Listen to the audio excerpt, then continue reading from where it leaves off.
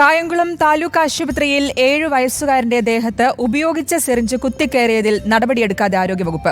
ആരോഗ്യമന്ത്രിക്ക് പരാതി നൽകിയിട്ടും നടപടിയുണ്ടായില്ലെന്ന് കുടുംബം ആരോപിച്ചു. അടുത്ത 12 വർഷം HIV പരിശോധന നടത്തണമെന്നാണ് കുട്ടിയോട് ആശുപത്രി അധികൃതർ നിർദ്ദേശിച്ചിരിക്കുന്നത്. പനി ബാധിച്ച് ചികിത്സ തേടിയെത്തിയപ്പോഴാണ് 1 മാസം മുൻപ് കുട്ടിയുടെ ദേഹത്ത് സിറിഞ്ച് കുത്തിക്കയറിയത്. കഴിഞ്ഞ മാസം 19-നാണ് പനിയെ തുടർന്ന് കായംകുളം ചിറക്കടവും സ്വദേശികളായ മാതാപിതാക്കൾക്കൊപ്പം 7 വയസ്സുള്ള മകനും കായംകുളം താലൂക്ക് ആശുപത്രിയിൽ ചികിത്സയ്ക്കെത്തിയത്. അത്യാഹിത വിഭാഗത്തിലെത്തിച്ച കുട്ടിയെ കട്ടിലിൽ കിടത്തിയപ്പോഴാണ് സൂചി കുട്ടിയുടെ തുടയ്ക്കുമുകളിൽ തുളച്ചു കയറിയത്. മറ്റു രോഗികൾക്ക് കുത്തിവെച്ച സൂചിയാണ് കുട്ടിയുടെ ശരീരത്തിൽ തുളച്ചു കയറിയത്.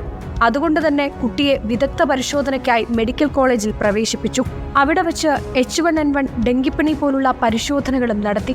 മെഡിക്കൽ കോളേജിൽ HIV പരിശോധനയ്ക്കുള്ള സൗകര്യങ്ങളില്ലാത്തതിനാൽ സ്വകാര്യ ലാബുകളിലാണ് പരിശോധനകൾ നടത്തിയതെന്നും ഒരു ടെസ്റ്റിന് 20,000 രൂപ വരെ ചിലവായെന്നും കുട്ടിയുടെ മാതാപിതാക്കൾ പറയുന്നു. 14 വർഷം HIV അടക്കമുള്ള പരിശോധനകൾ നടത്തണമെന്നാണ് ആശുപത്രി അധികൃതർ നിർദ്ദേശിച്ചത്. ഈ റിസൾട്ടും കാര്യങ്ങളും കാണിച്ചപ്പം അവർ പറഞ്ഞത് കുഴപ്പമൊന്നുമില്ല, ഇത് പക്ഷെ എന്നാലും എന്തെങ്കിലും ഒരു ബുദ്ധിമുട്ടോ കാര്യങ്ങളോ ഉണ്ടെന്നുണ്ടെങ്കിൽ ഒരു 3 മാസം ഇരിക്കുമ്പോൾ ഒന്ന് ടെസ്റ്റ് ചെയ്യുന്നത് നല്ലതായിരിക്കുന്നു. അങ്ങനെ ഏകദേശം 14 വർഷത്തോളം അവർ പറഞ്ഞു. അപ്പോൾ ഞാൻ ചോദിച്ചത് എന്തെങ്കിലും ബുദ്ധിമുട്ട് കാലക്രമേണ ഉണ്ടാകുമെന്ന് ചോദിച്ചപ്പോൾ അവർ പറഞ്ഞു 99.99% ഉണ്ടാകാൻ ചാൻസ് ഇല്ല. പക്ഷേ ഈ 99.9% ഉണ്ടാകാൻ ചാൻസ് ഇല്ലെന്ന് പറയും 1% എന്താണ് ഇവർ തീർത്ത് പറയാത്തതെന്നാണ് എൻ്റെ സംശയം.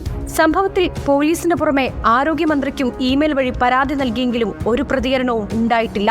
ദിവസങ്ങൾ ഇത്രയും കഴിഞ്ഞിട്ടും കായംകുളം താലൂക്ക് ആശുപത്രിയിൽ നിന്നും നഗരസഭ ആരോഗ്യ വിഭാഗത്തിൽ നിന്നും ഒരു വിവരവും തിരക്കിയില്ലെന്നും കുട്ടിയുടെ പിതാവ് പറയുന്നു. ആശുപത്രി അധികൃതരുടെ തികഞ്ഞ അനാസ്ഥയാണ് 7 വയസ്സുകാരന്റെ ദുരവസ്ഥയ്ക്ക് കാരണം. അതുകൊണ്ട് തന്നെ അതിനുള്ള പരിഹാരവും ആശുപത്രി അധികൃതരുടെ ഭാഗത്തുനിന്ന് ഉണ്ടാകണം. ഇനിയൊരാൾക്കും ഈ അവസ്ഥ വരരുത്. റിപ്പോർട്ടർ, ആലപ്പുഴ.